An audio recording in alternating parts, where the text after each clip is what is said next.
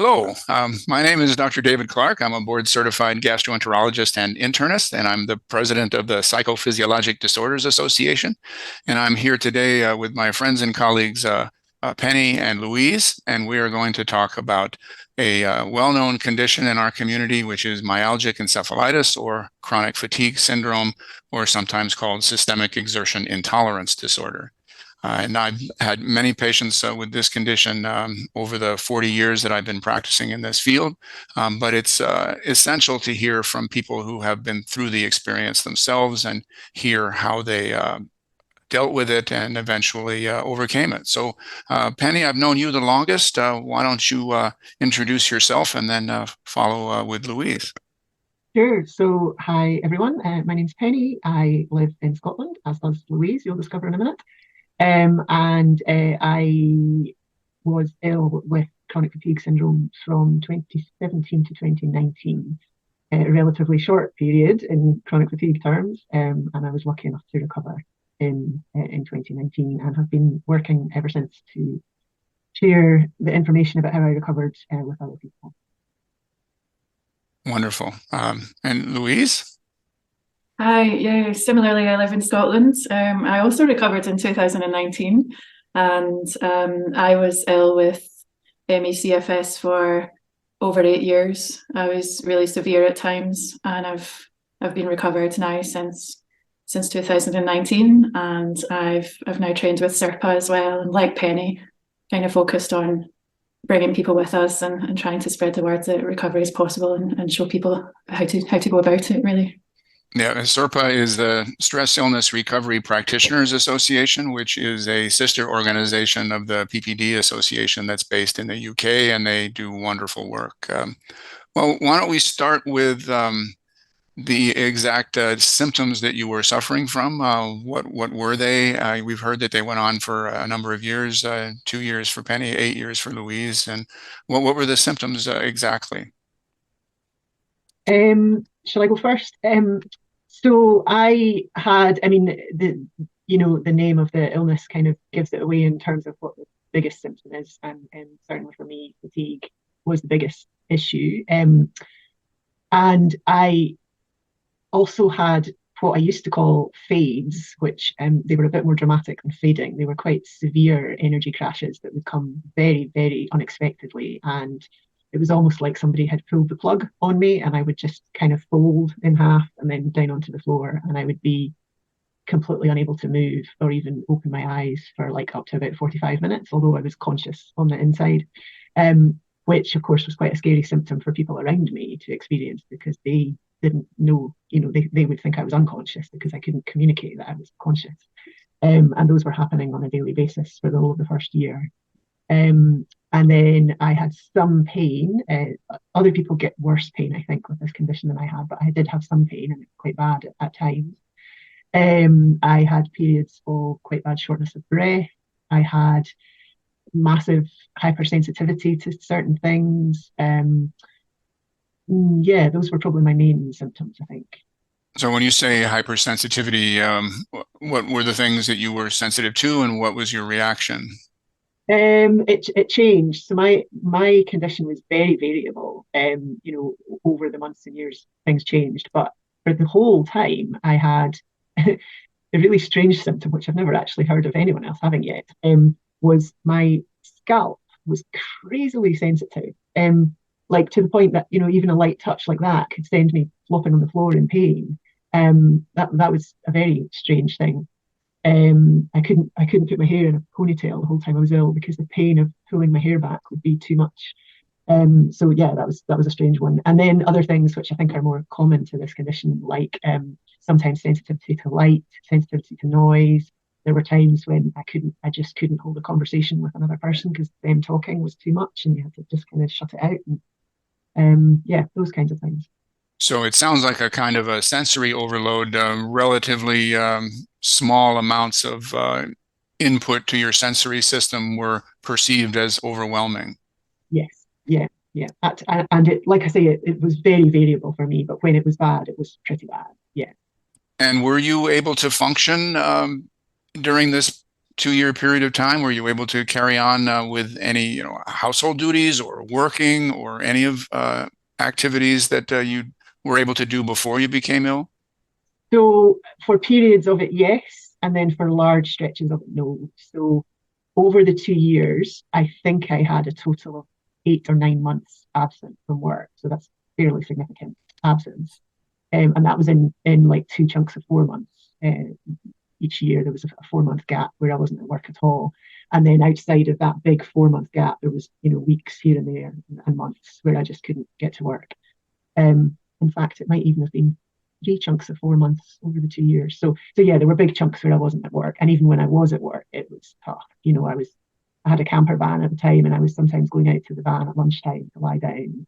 Sometimes I was just lying down in a meeting room because I couldn't stay upright anymore.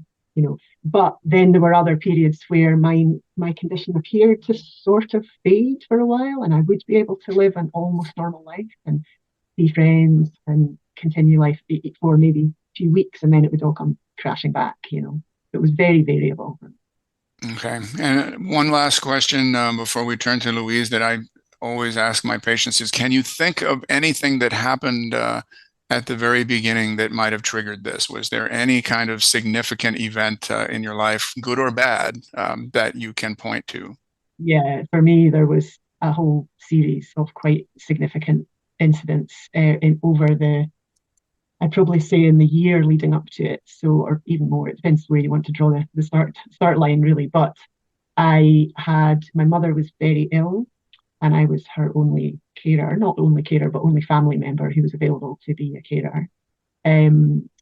My partner at the time suffered from very severe mental health issues, and he was suicidal a lot of the time. So I was trying to deal with that. I was being bullied at work, and at the time, in the second year of my illness, I was going through a formal grievance procedure about that bullying. It was a whole year of this grievance thing. And then 2 friends took their own lives within Oh, 6 weeks of each other. About the second of those friends, who was a very close female friend of mine, she died 4 months before I became officially ill. Although when I look back, I realise now that was the start of my kind of deterioration, and I had a stream of infections after her dying, and the final big infection that led into what became chronic fatigue syndrome. So yeah, for me, it was an accumulation. yeah. I mean, just coming at you from Yeah. every conceivable direction. I cannot imagine what that must have been like. Yeah, it was pretty tough. It felt like life wasn't stopping for quite a while. Just boom, boom, boom, boom. How much can Penny take? Yeah, it was tough. Yeah, it's really, when you hear that, it's not a shock that your body would have chosen to shut down and allow you to focus on yourself for a period of time. Exactly. Not the way you would have wanted it necessarily, but Yeah, absolutely. okay. All right. Well, that as it often does, triggers a whole lot more questions for me, but we'll come back to those. And I'd love to hear Louise's story at this point.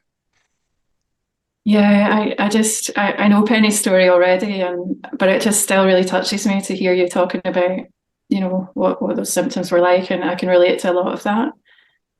For me, I had a sort of gradual, over a period of a couple of years, I was gradually, having aches and pains, and started to get a sort of strange dizziness and feel like really wiped out at the weekends, but still be able to push myself to go to work. And then one day I got an infection, and one day I just collapsed at work, and it was like really quite dramatic. It was like I just wasn't there, and people were quite worried about this. They called an ambulance, and I was actually having seizures. And I remember in the ambulance, you have these sort of blacked out windows, and they're quite reflective. You can see yourself in them. And I remember looking in there, and the whole of one side of my face was completely dropped.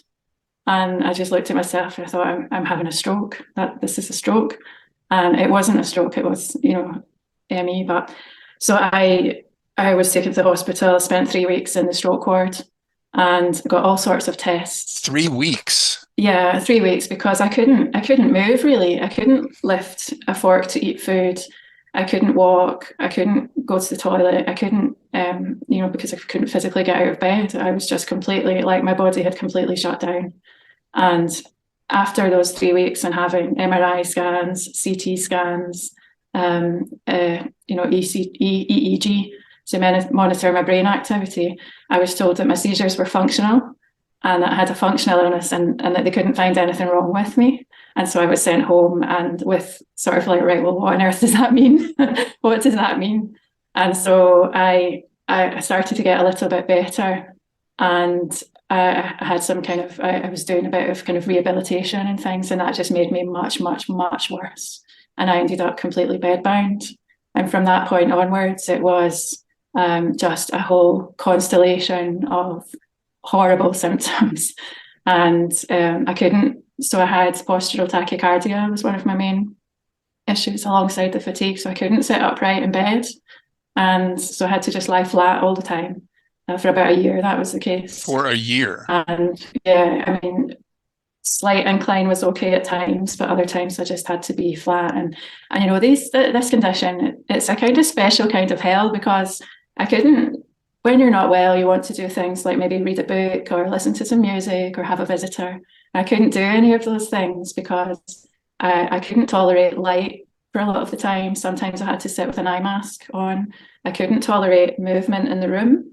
So if someone came into the room, they couldn't sort of, you know, move about too much. I couldn't listen to music. I had really severe brain fog. So I could listen to an audiobook for maybe 5 minutes. And then the act of doing that would just leave me so fatigued that, you know, I couldn't then do anything else for the rest of the day. And I was having migraines, the postural tachycardia, the brain fog, and just this overwhelming feeling of just, you know, malaise, just really bad. And then gradually I went through times, I wasn't really ever like Penny, in that I never felt okay to go back to work or, you know, go and do things and kind of live normally. But there were periods when I could sit on the couch, or I went through a spell where I could leave the house. If I used a wheelchair, I could leave the house maybe once a week or once every few weeks. And I would go out and do something, you know, quite low key, but it was a big deal for me. So I was out of the house, and that was amazing. But I would then get this increase of symptoms afterwards that maybe lasted, you know, 3 or 4 weeks of increased fatigue, increased brain fog, increased horribleness. But, you know, it was worth it because I could go out and just do something and be part of the world. So really it just kind of dropped off the face of the planet, really, and took to my bed. And it was very, very difficult. I cannot even imagine. I mean, if we put a prisoner through treatment like this, we would be reported for torture. You know, it's just as bad as I can imagine what you went through. And you went through this for how many years? For 8 years. So the first couple of years were when I was like almost completely bedbound. And, you know, there's that, you get your diagnosis, you've got ME/CFS, and you think, right, what's next? I'll go and get some treatment, or I'll go and, you know, take some tablets, and there just wasn't anything available. So there was this sense of, you would have this really difficult day. And I remember one particularly difficult day, I had been just writhing in pain with a really awful migraine, and I was staying with my parents at the time. And I remember saying to my dad, that was a tough day. You know, it was a tough day. And any of these things, you know, if this happened to someone without this experience, they'd be at the hospital, you know, you were so unwell. But the worst thing was that I knew that I would go to bed, I would get up the next day, and it would be exactly the same, you know. And how long was this going to stretch on for? Was this my life now, you know? Yeah, you don't know. I mean, you're looking into the future, and as far as you know, it will be indefinite. Yeah. So yeah, really, really, really tough. Yeah, again, that's for that many years and that severity, difficult for most people to imagine, I think. I'll ask again the same question that I asked Penny. Was there anything that happened before this illness began that you can think of that might have triggered it? Any significant events, good or bad? Yeah, and I mean, I'm looking back with different understanding now, but there was nothing that I could consider to be hugely traumatic. You know, that was one of my things. I was like, well, nothing traumatic happened to me. But looking back, I was a teacher, a primary teacher. And in the UK, certainly that is an incredibly stressful job, and lots of people who are in that occupation end up with stress illness. But it was really stressful, and I was quite a high achiever, so I was pushing my limits all the time with work, and I had also just moved house, and moved to a house that I felt was beyond my financial means. So I'd been sort of persuaded into that a little bit. So I had some worries around that, whether, could I really afford this house? And, I was quite worried. And then all the stress of moving, it was a very stressful move. I was in a relationship. I was actually married at the time. It was a very unhappy time for me. I didn't feel loved. And I felt a bit trapped, like, what do I do about this? Is this just what married life is like? Or, I knew that I was desperately quite unhappy. And I had some stress going on in the family, and, just things which felt just like normal life. Normal life is stressful. Normal life is busy. Well, and we know that moving house is stressful. We know that, having jobs are stressful. So nothing that particularly at the time felt, overwhelming. But looking back, of course it was. I was pushing myself so far past my limit. I remember I would drive to work, and this was bearing in mind I'd had like a 2-year run up of increasing was kind of signals from my body. I would sit in the car park when I got to work, and I was just sitting. I was completely exhausted. This was first thing in the morning, and I was just, how am I going to get through the day? And then I would give myself maybe 10 minutes of a pep talk. And because I taught children and they were aged 5 and 6, you can't just go into work and be like, oh, can you just keep it down, just give me a minute. So I would go into work and I would immediately be like, hi, morning everyone, and and like this persona of this person who was okay, and in my marriage, when I spoke to friends about it, it was this persona of everything's okay and I'm fine, and actually inside it just really really on this treadmill, just trying to keep your head above the water. Yeah, and none of us has a parallel life to compare ourselves with. So it, even very high levels of stress can feel relatively normal to us who are going through it. And yet, when you look at it, when you talk about it, you can see that it was coming at you from all sides as well. I mean, the move to the new house, the marriage, the family, the workplace. I have a friend who teaches 5 and 6-year-olds, and I went to her class one day. I've forgotten the reason, but there were, 24 or more of these little 5 and 6-year-olds running around. And I just looked at her. I said, "How do you do this? I couldn't do this." I'm a reasonably well-educated and thoughtful person, but trying to manage a classroom of 24 or more 5 and 6-year-olds, I couldn't do it for 10 minutes. It's so difficult. And you have to be, you're a performer in that environment. You have to be on stage and energetic and positive, no matter what's going on inside. Yeah. Okay. Well, thank you for sharing that in such detail. I think everyone who hears your stories can relate to them. I'm curious about how the medical profession reacted. We've heard a little bit about that, but I think it's important to hear, what did medical professionals think about this, and what were they able to do? How did they respond? Were they helpful? Because that's what my nonprofit is all about, is trying to teach healthcare professionals a positive approach to diagnosis and treatment that is successful. But we find that many people, when they encounter the healthcare profession, they frankly don't get what they need. Was that your experience? Yes, it was mine, although my doctor, or GP as we call them here, general practitioner, who's like the equivalent of your family clinician, I think. She was a lovely woman. She was a very kind lady. She tried very hard to help me. And she, I went to see her. I think I'd already seen her a few times in the lead up to sort of my big illness, if you like. So she'd probably witnessed this kind of slow deterioration into, a puddle of mess. And she started talking to me about a diagnosis of chronic fatigue syndrome fairly early on. Like, we got past the 6-month mark, which I think is one of the criteria. And once we got past the 6-month mark, she started talking about chronic fatigue syndrome. And I knew what it was. I had had 2 friends that had been quite ill with it previously, so I was familiar with it as an illness, and I knew that there was no official treatment. And so I didn't want to have this illness. I wanted her to find something that was treatable. So I spent probably a year, not quite a year, about 9 months or something, refusing her diagnosis. I just kept saying, nope, I'm not having that. Look again.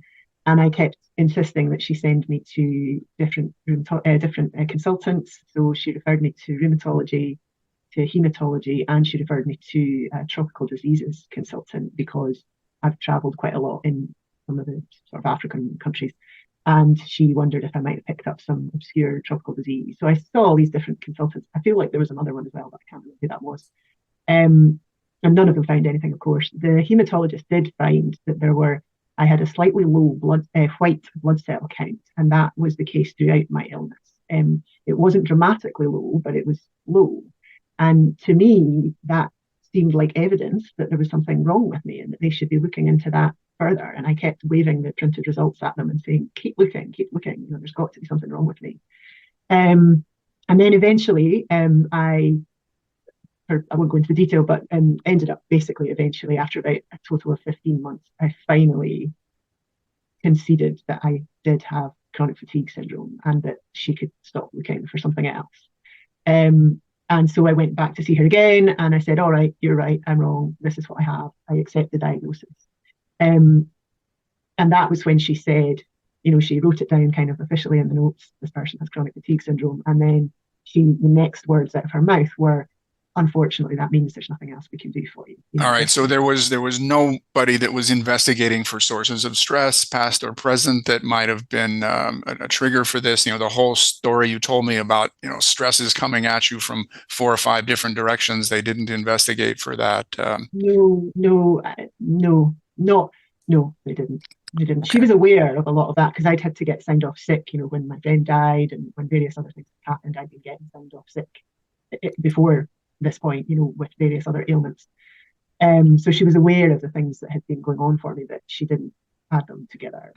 Adding them together and addressing them as a way of helping people recover is just something I wasn't taught in my training years. I was very fortunate to learn about this in, I think it was my 8th year of formal education, and encountering a patient that became ill because of these stresses and was cured by a psychiatrist that just very fortunately happened to work in my institution. And that's where I learned that it was even possible to cure serious physical conditions through investigating sources of stress and then treating those, addressing those. I was so fortunate that I just happened to learn this early on, because for most medical clinicians, there is no formal training about any of this. Louise, I know they said that you had a functional illness. And did they take any steps to diagnose why you had a functional illness? No, my experience was that when I went to the hospital with a suspected stroke, and they also thought maybe it could be a tumor, I was treated with such care and, given all the tests. And the minute it was said, your illness is functional, it was almost as if my care changed. And it was almost as if I was somehow creating or making things up. So the both the level and the kind of compassion around my care completely changed. And I then had actually quite a few traumatic experiences in the hospital. And when I came home, I didn't have any support at all. I'd just been told I had this functional illness. And I remember actually I was Googling in my hospital bed, and I came across Professor John Stone's Neurosymptoms website, and that was just a godsend, because I thought, right, I can try and figure out what this is. And like Penny, I've got quite an analytical mind. I'm like, right, what is this? What can we do about it? And when I came home, the treatment really was neuropsychiatry. And there was a 3-month wait in between each appointment. So I would have one appointment, and it would be like less than an hour. We would maybe talk about, they were obsessively asking me about my parents and the relationship with my father. And at one point they said, maybe you've got trauma in your childhood that's so bad you've actually forgotten it. And I just thought that isn't me. That I can't relate to that. And then it would be another 3 months before the appointment. And then after that, I thought, right, this isn't helping me. And I started to look on the internet, and I came across the ME/CFS community and made contact with some people there, and people said, yeah, you've got ME/CFS. So I went as part of I was involved in ill health retirement through my work, and they paid for me to see a private neurologist. And I saw actually 2 different neurologists who both said, yeah, you don't have a psychiatric problem, you've got ME/CFS. So that completely changed the trajectory of my treatment. And there still wasn't any treatment. But I then began to feel, okay, this isn't a curable illness. This is something I have to live with probably for the rest of my life. And I started to go and see doctors, say, right, what are the things that help in ME/CFS? Well, certain supplements can help, certain medications, so I went through all of that with my doctors. And what I really found was there were like a range of experiences. Sometimes the doctor just really wanted to help, but just couldn't find anything to help. So they'd be keen to try you on this or try you on that to see if you could get, just a wee bit of your quality of life. So I would find I was being treated for the POTS. I saw a cardiologist and, they gave me heart medication. I saw someone for my migraines. They gave me stuff to help with that. And sometimes some of the symptoms, we could get some help with. But it was this, I also experienced doctors who just clearly didn't believe in ME/CFS. And they would be like, well, there's nothing wrong with you. And I remember having an MRI scan and seeing a doctor afterwards. And he said, well, the good news is, there's nothing wrong with you. And at that point, I couldn't reach forward in bed to pet my cat. I couldn't feed myself, and I had a medical professional telling me there's nothing wrong with me. So but this was is like such a feeling of being so unseen, and just I just wanted my experience to be validated, for someone to say, do you know what, we get that you're really unwell, I'm sorry we can't help, but instead you were getting this kind of, we don't think you're really ill. And that was really, really difficult. The teaching in the medical profession, it's so unfortunate that people with this condition are, they're dismissed as neurotic, that they don't have a biomedical condition, and therefore there's really nothing that a physician or even a mental health professional can do. And, these are all false assumptions. We know that people with even severe conditions can get better if you know what to look for, if you uncover the sources and address those successfully. And that's, I have to turn to that now, because I know everybody who's watching this video is going to be anxiously awaiting, well, what happened? How did these people get better? Because they are going to be most interested in that. So, Penny, what happened? You don't have this condition anymore. Something happened. What was it? So,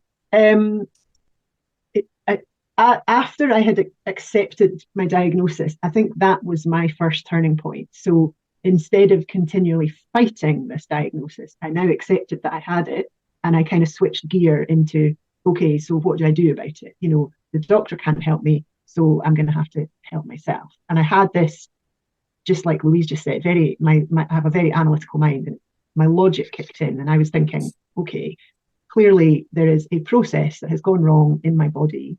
All I need to do is work out what that process is and reverse it. That was the logic in my head. So I'm frantically Googling, what is it? What is the process? And I went through a lot of the stuff that people with chronic fatigue syndrome go through, believing that it's your mitochondria that are failing, why are your mitochondria failing, or why are they not producing as much energy as they should? And I went through all the supplements. At one point I was taking like 18 supplements a day, and none of it made any difference. And then there were various things happened, and I'm not going to be able to remember the exact order of events, but basically I started to come across ideas that, firstly, that I was coming across this sort of slightly alternative idea that you can heal yourself with your mind, regardless of what the root cause of the illness might be, that you can kind of do visualizations to overcome your illness. I started doing that. So my mind was kind of changing direction, starting to think about different approaches to this. None of that made any difference either. And then a few other things happened. A friend of mine was talking to me about one of the friends who'd had ME, and she had recovered. And she'd recovered through a program called the Lightning Process. And she kept nagging me to please go and do the Lightning Process. But it's quite an expensive course. And I was on the verge of losing my job because I'd been off sick so much. But I didn't really feel that I could pay for this course at that point. So I kept resisting that. But she explained the theory behind the Lightning Process to me. And it sort of started to maybe make some sense at the back of my mind. Anyway, then the big thing that happened was, of all people, a Buddhist nun that I happen to know mentioned to me in the public toilets, this is where your life gets changed apparently. I was literally chatting to this Buddhist nun in the public toilets. She knew I'd been ill for a couple of years. She said to me, how are you? And I said, no, still not good. And she said, why don't you look up the work of Dr. John Sarno? And she gave me a 2-sentence explanation of Sarno's theories, and off she went. And somehow that name lodged in my brain, luckily. And I went home and I Googled this Dr. Sarno, and I read, listened to a few of his interviews and recovery stories on YouTube. And I thought, well, this doesn't sound like it's directly relevant to me because he's mostly talking about pain, and I mostly don't have pain. I mostly have fatigue. But I thought it was interesting anyway. So I decided to order his last book, which is The Divided Mind. And, I'd done a bit of research, and it looked like that last book that he wrote covered the broadest range of symptoms and conditions rather than just being about pain. So I thought, well, maybe that one will be relevant to me. So I ordered that book, and it arrived, and I read about half of it one evening, went to bed, next morning, woke up, and I felt good. And I felt different. I felt like something had changed. And I was getting ready to go and see a friend. And a letter came through the door, and it was the letter from my employer telling me that I had gone on to no pay, that I had now reached the limit of my sick pay and there was no more pay. And I opened this letter. It's totally unexpected. I opened the letter and I was reading it. And my first reaction was panic, because I'm thinking, well, I'm going to lose everything because I live on my own. I'm going to lose my house. I can't afford to pay my mortgage. What am I going to do? Utter panic. And then through the middle of that panic, something else changed in my mind. And I suddenly realized that I was free to leave the job. And somehow I'd got myself locked in the battle that I was going through at work, this grievance process that I was going through, which was to try and get my old job back, which I'd been taken away from. I'd been fighting and fighting and fighting to try and get my job back. And it suddenly just became apparent in one split second looking at this letter. I suddenly realized I was free to leave the job. And a major source of stress had been eliminated. Had been eliminated just like that. And something just clicked. Something changed in my body. And I felt a physiological shift in my body. I can't explain it any more than that. Something changed completely in that moment, and the symptoms just lifted. Was there any particular idea in the Sarno book that resonated for you that you can especially connect with? Not that I've ever been able to remember, to be honest. Not anything specific. I've reread it about 1,000 times since then, so I know the whole thing virtually off by heart. And I've never known it, because when something's happening to you, you might not be aware of it at the time. So I didn't know when I was reading the book that first time. I didn't know, hey, I need to be looking out for what's resonating with me here, because I didn't know it was going to be the thing that really struck a chord. So I don't know what it was. Well, I mean, the theme of the book, as is the theme with the resources that we provide at the PPD Association, is that it's fully possible for stress in a person's life to manifest physically in even very severe ways. And even just that simple idea that you should be shifting your attention from what's happening to your body to sources of stress in your life, past or present, and thinking about those and trying to find solutions for those. Instead of focusing on the terrible things that are happening to your body, shift to this other area. And for many people, once they've made that change in their attention, then the solutions begin to happen.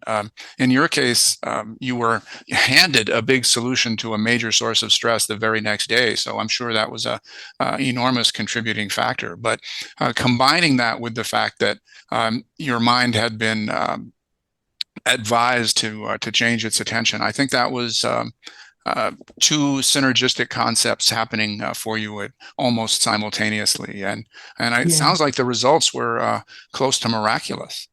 It felt close to miraculous, and it still feels close. I still can't really quite believe it, even myself. When I tell people the story, I'm like, really? Did this really happen to me? But it did. And I suppose I always like to make the point that I know I was exceptionally lucky, and that this doesn't happen that often, to people. This, what Sarno himself terms of book recovery or book cure. It's pretty rare, and I don't know why it happened to me. I don't know why I was one of the lucky ones, but for some reason I was. And I think it's also an important point to make, is that doesn't mean that I've just had to read the book once and I've forgotten about it and moved on with life.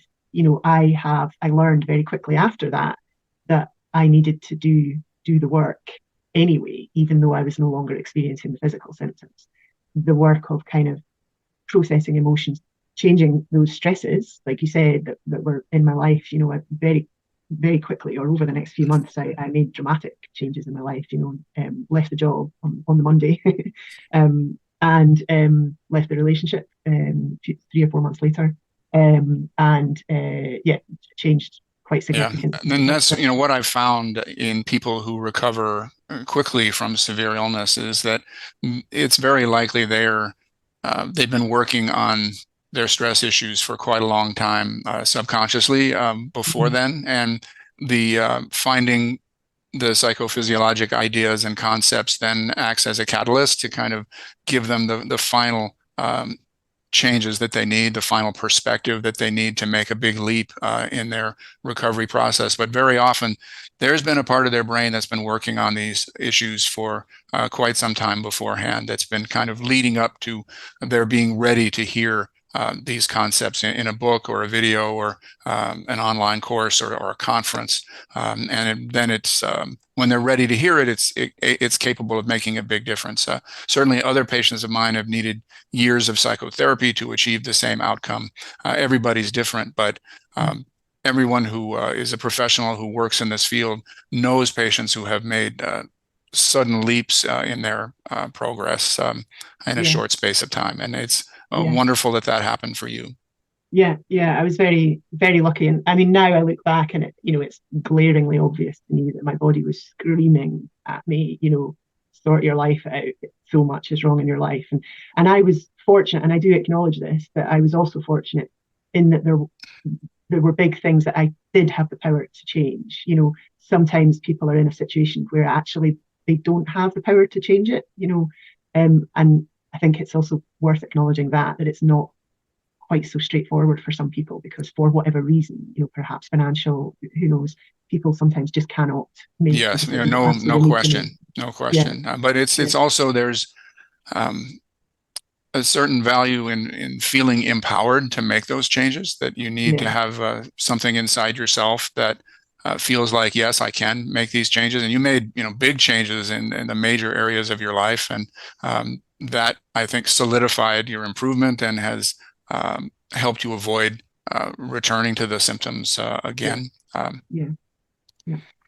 Louise, 8 years, and finally it came to an end. How did that happen? Well, I had a slightly different response to John Sarno's book when I first came across it. And it's hard sometimes, because I think sometimes right in the beginning, when I was told I had a functional illness, if information and treatment had been available at that point, I sometimes think I wouldn't have had to have those 8 years of very severe. But a few years into my illness, I was still in the relationship, I was still in the big house, I was very, really, really struggling. My brother actually gave me the John Sarno book, and he said, I think you should read this book. I think this is what you need, sort of thing, and it absolutely crushed me. I was just really, upset that someone could think it was. I read the first sort of couple. I didn't even read the whole book. I mean, I read the first couple of chapters, and he talked a lot in that one. It was the Mind Body Prescription was the book, and he talks a bit about suppressed rage. And I was crushed. I thought, I'm not an angry person. I don't have suppressed rage. Like, this is real. I'm really unwell. And I just felt, my own brother thinks this is all in my head. Yeah, one of my professional colleagues was given the book by his mother, and he threw it across the room. Yeah. It's a common reaction, because you have real physical symptoms, and to read somebody who's saying, no, this is coming from a psychological source, and that it almost feels like you're being blamed for your own disease, and it can be a challenge to accept. Yeah, and that was about 2 years in to the illness, and then I sort of disregarded that, and then it just went on and on and on. I tried everything. I tried, lymphatic massage, infrared saunas, different supplements, you name it, I've tried it. And nothing helped. And I got to that stage where actually it was too painful to try more things. Emotionally, it was too painful because, I couldn't try another thing that could potentially not work. I couldn't build up my hope and then have it crushed and just be stuck like this still. So I'd sort of got into this real acceptance, this place where I was just really accepting and the funny thing was, again, in 2016, the relationship, so the relationship was really just, crushing my soul and breaking me. And in 2016, that relationship ended with a really big betrayal. And rather than, it was really upsetting, but the overwhelming response to that was actually relief. And I almost recovered, I think. So in 2016, I moved to a new place, by myself. And I had this real sort of upturn in my symptoms where I just, I wasn't better, but I started to feel like I had improved. But then I just went very quickly downhill again. And then I had another few years of just real hardship. And I remember the exact moment. So I'm fortunate, I'm so lucky that I knew Fiona, and Fiona is in Living Proof's film. And she recovered. So I knew her through the ME community. And yes, we have Fiona's film that was made by Living Proof on our website through the generosity of Living Proof. So if people want to hear Fiona's story, they can very easily. Yeah, well, I knew her through a creative community. We're both really creative, and we knew each other through that. And I remember distinctly, I was sat in my living room floor and I felt absolutely terrible, and I just had to sit down immediately, and I was sat on the floor in my living room and I thought, I cannot bear this for 1 minute longer. I cannot be ill for 1 minute longer. I just can't do it. I can't do it anymore. And I opened my phone and I looked at Facebook, and there was a post from Fiona and it said, "I've recovered." And it just hit me like a ton of bricks. I thought, I know this person. I know Fiona. I know how ill we'd been doing video calls, and she couldn't even sit up to talk to me on video call. She was like lying down, and I thought, this person really was truly unwell. And she's recovered. And I just remember thinking, but people don't recover from ME/CFS. They don't recover. And so that planted a seed. And then a couple of weeks later, Fiona very bravely came out and said, this is what I did to recover. And, I used a resource called Curable. And, and here I am, and I've recovered. And, to all my friends with ME/CFS, if you want to try it, just let me know and I can help you.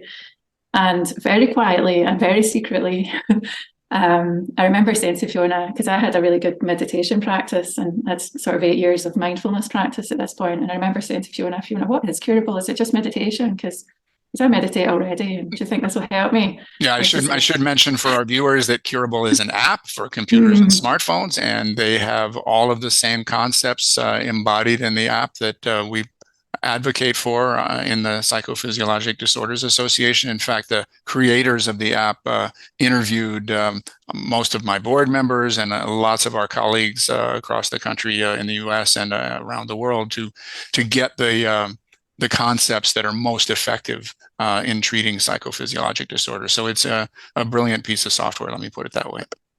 Yeah, and of course I couldn't think, how can an app possibly get me better? And I reached out to Fiona, and she said, look, just give it a go. Just be curious. There wasn't any pressure. And so I sort of squirreled myself away for a couple of weeks, just working through the app. And at first it was like education. I couldn't get enough of the education. I'm quite scientifically minded. So I was reading all about the brain science and the neural pathways and all of this. And I was like getting really into that. And then I was trying some of the practices, and because I had a really strong meditation practice, I didn't think that I would get anything really particularly extra from that, but they were quite targeted. So they were really training my brain in a different way from how I had been doing so far. And there's actually scientific research now that shows that the concepts in a psychophysiologic practice are significantly better than meditation alone. Yeah, I mean, I really felt I could feel things shifting, and I got really excited about it because something about it. So the first time I opened Curable, it said, your symptoms are real, your pain is real, but you can get better. And I think I needed that validation. I needed someone to say, do you know what, this is not all in your head, it's real, it's physical, it's really happening to you. but you know what, you can get better, it's reversible. And for me, having that validation really made it quite accessible for me. And then they do a sort of personality profiling thing where you can see, you know, certain personality traits, and I could really see myself there. You know, I could say, oh yes, I am a perfectionist. I am a people pleaser. I do put other people before myself, you know. We have those in our we use those same concepts in our self-assessment quiz. Yeah, it's remarkable how often those are present. Yeah, and that was the thing. I just thought, you know, that represents me. I can get behind this. It's not, you know, it's not going to do me any harm. And so I sort of very quietly and secretly cancelled all my not that I had plans, but I did things online. I did volunteering online and things. I sort of just cleared everything, and I just did these techniques, and I explored. It was like this curiosity. I explored, and it wasn't like, it was like, could this apply to me? Could this help me? And then some of the themes that are introduced, I sort of, my way into that was like, well, could that theme kind of, you know, does that resonate with me? And not everything did. And so I went towards the things that resonated more and sort of left the things that didn't. And I think really it was finding that and finding Fiona and starting to do that kind of work. And the way that I got around the not being able to hope and not wanting to be disappointed again was that I thought, well, and I thought this was really interesting looking back, I didn't go into it trying to recover, but my worst and most debilitating symptom was I was getting hemiplegic migraines. And I thought to myself, okay, if this can, because there's not a lot of mention about fatigue incurable, it's pain, kind of pain-based. So I thought, if this can get rid of my migraines, my quality of life would be so much better. Even if I still, you know, it never occurred to me that it would cure my ME, even though Fiona had got better. So I thought, I'm going to get rid of these migraines, and that'll be, you know, life will be easier. Yeah, the psychophysiologic world frequently focuses on pain, but there are many symptoms other than pain that also can be psychophysiologic. Yeah, and that's that. I mean, a few weeks into doing it, I woke up in the morning and I just knew that something had shifted, because I felt like when you have ME, it's like you're seeing the world through this sort of foggy lens. And I just woke up one morning and it was as if it had lifted. It was, you know, I could just see clearly, and I just thought, oh my God, you know, this is lifted. And it's really interesting, because it's one thing when I'm working with other people now who have fatigue, and when it lifts, you really see that it's like the eyes become sort of sparkly again, you know. And I don't think we realize when we're in it that it's like a veil that others can see as well. You're just in this foggy veil where you're sort of wading through the treacle. And that was the one thing that most people said to me, were just like, oh, you've got the sparkle back in your eyes, like you look like your old self again. And it was just amazing. So I do look back on, you know, 2 years in, when I got this Arno book and I couldn't accept it, you know, right at the start, I couldn't really accept it. And I think just what let me be open to it really was that I saw Fiona and I saw that she had recovered, and I knew her and I knew what she'd been through. And that the resource told me, these symptoms are real and they're not in your head. And that's what I had always thought up until that point. I thought people were saying it's not real, it's in your head. And that's not at all, you know, the case. And I understand that now. Yeah. Well, what I tell patients is it's not in your head, it's in your brain. There are changes in the nerve circuits in the brain that are responsible for this. They've been found on numerous studies using magnetic resonance imaging of the brain, that the nerve circuits are physically different. So yeah, it is a common cliche that doctors will tell patients, oh, it's in your head, or if they don't say it out loud, they're thinking it. But in fact, there are real physiologic anatomic changes in the circuits in the brain. That's why we call it psychophysiologic. It's a blend of psychology and physiology. It's both the mind and the brain and the body. And it's absolutely real. I mean, your symptoms, as you describe them, are obviously real. I've treated over 7,000 patients with this. Every single one of them, the symptoms were real. I come back to a patient of mine whom I was first asked to see on her 70th day in the hospital, and she was getting morphine around the clock for unexplained abdominal pain. I mean, you're never going to convince that patient that her symptoms were imaginary. But I also think the process that you're describing suggests to me that you're you were recovering throughout all those 8 years, that your mind, your subconscious was working on the underlying sources of stress all that time. And you had to get to a certain level before you were able to take advantage of these ideas. That even if you'd read the Sarno book all the way through and tried to believe in it, I think in year 2, you probably just weren't ready. You weren't at the point where you could make that conceptual leap into getting your sparkle back, that it needed more time. All that time that you were lying there disabled in bed, your brain was working on this, trying to find a solution, and eventually got to the place where it was ready for these ideas, ready to listen to someone like Fiona rather than dismissing them, or ready for the curable ideas, the psychophysiologic concepts incurable, that you were able finally in a place to take advantage of those. Yeah. I do have I think one more question for each of you, and I'm so grateful that you have shared these stories. I think anyone who sees them is going to be moved and enlightened and informed, and certainly helped along on their own recovery journey. So again, I'm very grateful that you've taken the time and been so open with sharing this very complex and difficult information. But I did want to ask, because it applies to a lot of my patients, that even if there wasn't necessarily a trauma in the past, many of my patients did have some adversity when they were children that they can think of, something that they wouldn't want a child of their own to go through necessarily, or that if they were raising a child of their own, they would do things differently than was done for them. And we don't have to go into any details about this, but I'd just be curious of if perhaps that would be something you would agree with, or you would say, no, that really doesn't apply to me, that I would be happy to have a child of my own grow up exactly as I did. So any comments along those lines, because it definitely is an issue for a large number of my patients.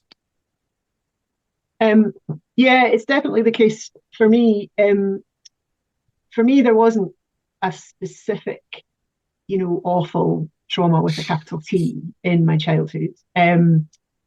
But there were definitely issues. My parents got divorced, which, you often get a sympathetic response to that. I actually believe that them divorcing was by far the better option than if they had stayed together, because they're very different. And there was a lot of fighting in the house. I remember when I was very young, my earliest memories are of my parents fighting, not of anything happy. Well, that's not true. There were happy things, but a lot of fighting. So my dad left when I was 4.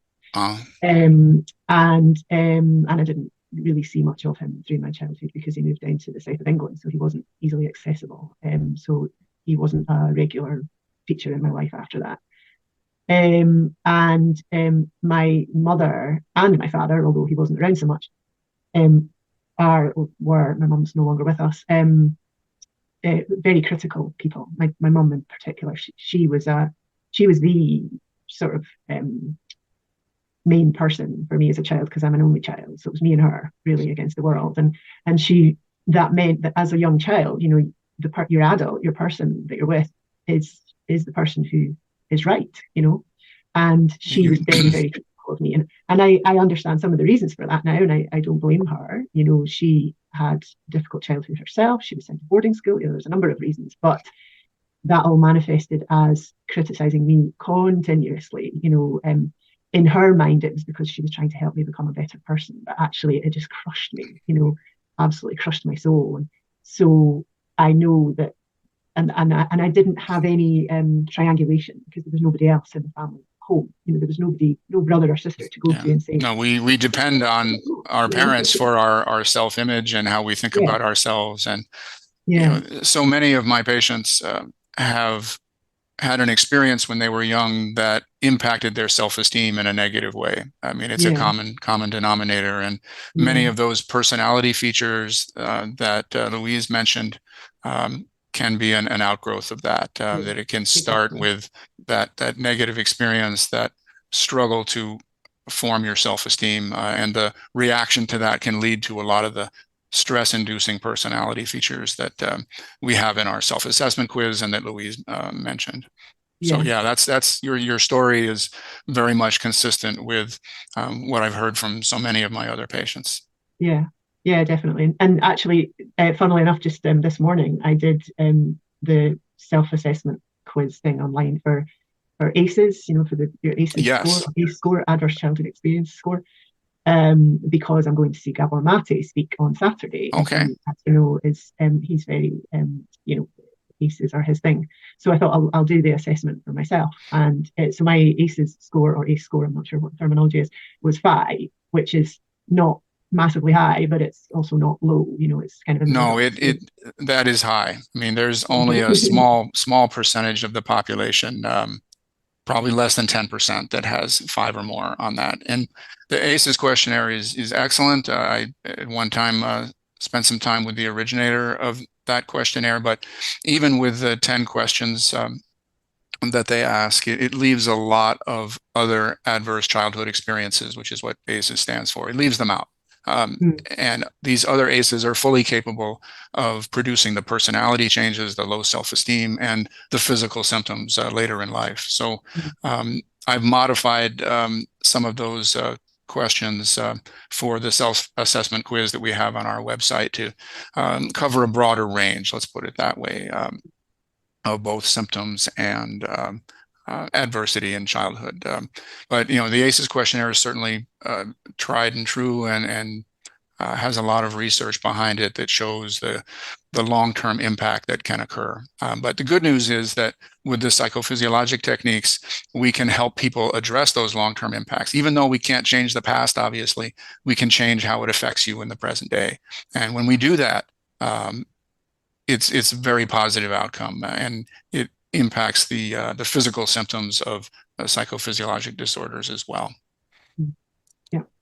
Louise, anything there from the Yeah, past? yeah, absolutely. It's been a big part of my journey, really, because I still have such strong urge not to let people down and to do things right and to sort of, to meet other people's needs and a sort of over responsibility for other people's feelings and I've worked on this a lot as part of the process and it all comes back to childhood, really. And I have very loving parents. I had a happy childhood with loving parents, and they're still around, they're still loving, and but within that dynamic of the household, there were certainly things that were difficult, and we had one thing is we had foster brothers and sisters when we were younger, so we had other people from the outside coming into the house, and often they were troubled, or we were aware of their difficult backgrounds, and we had to share our parents, and there was a real sort of equality there where we weren't seen to be we were sort of seen to be equal a bit, and there was a bit there where I think I really fell into this place of always wanting to be good and not to be a bother because we had other stuff going on, and so I really fell into this. Well, I'll just be good all the time and I'll not be a bother, and then so when I was upset, I wouldn't be like, I'm upset. I would just be like, go off to my room and be upset and sort of not show it. And so I became this sort of child who was always happy and always okay.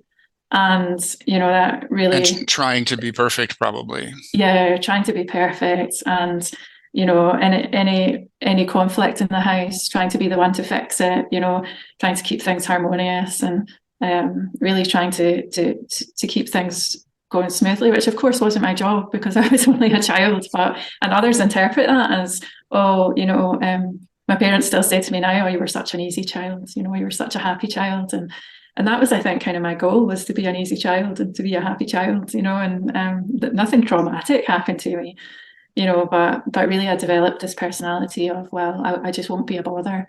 And I can remember when I was about 8 or 9 getting into trouble at school.